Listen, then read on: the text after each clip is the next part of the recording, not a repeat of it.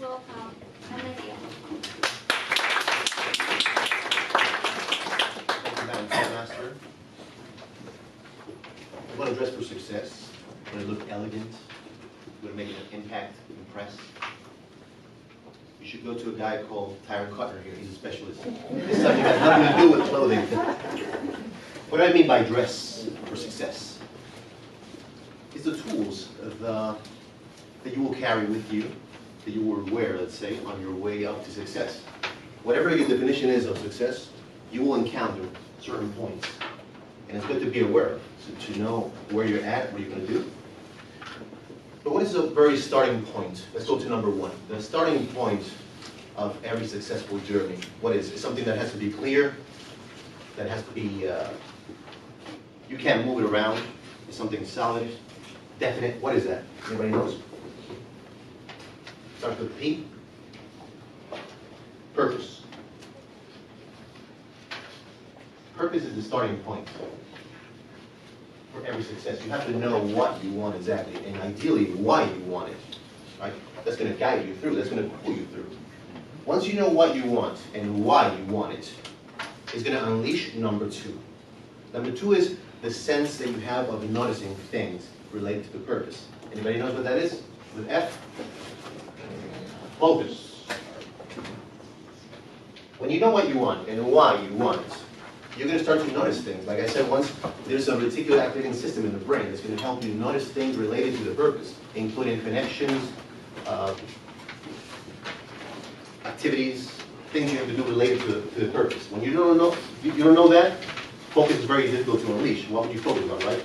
But when you're focused and you have that sense of noticing things, you get all these clues in how to build your purpose, you unleash number three, which is direction.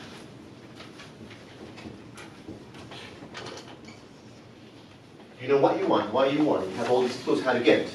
Then all of a sudden, you have a meaning in life. You have a direction. You know where you're going. You have a reason why to get up every morning from bed. You have a sense of certainty.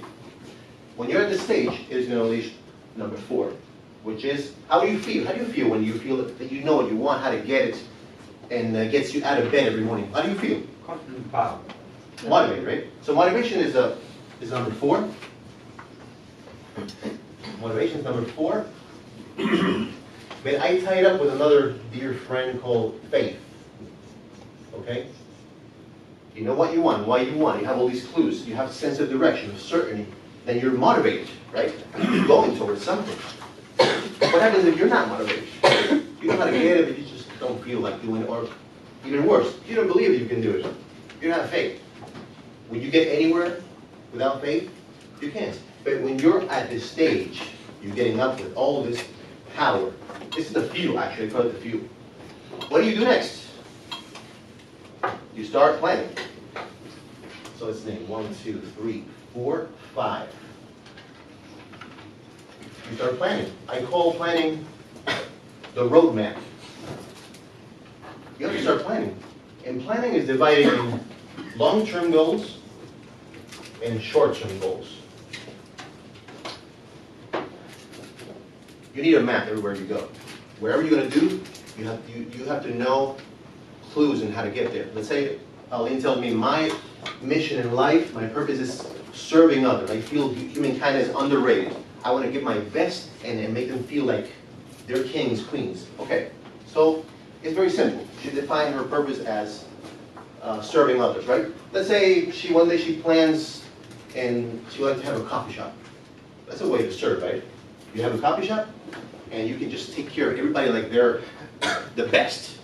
And you can become number one in the industry. But you know what? She says, well, but I know what I want. I know I'm very pumped up that I think I can do it, but you know what? I don't have money. So what do you do then? You just go back to work? You just forget about your purpose? You create a long-term goal. You say, okay, the long-term goal would be the coffee shop. I know what I want and all this. What would be the short-term goal? You find out how much money you need. Right? How much exactly? You make your homework, your research, find out exactly how much money you need. And then you create ways, short-term goals to how to get the money. trillions and trillions of dollars out there in the street for grabs.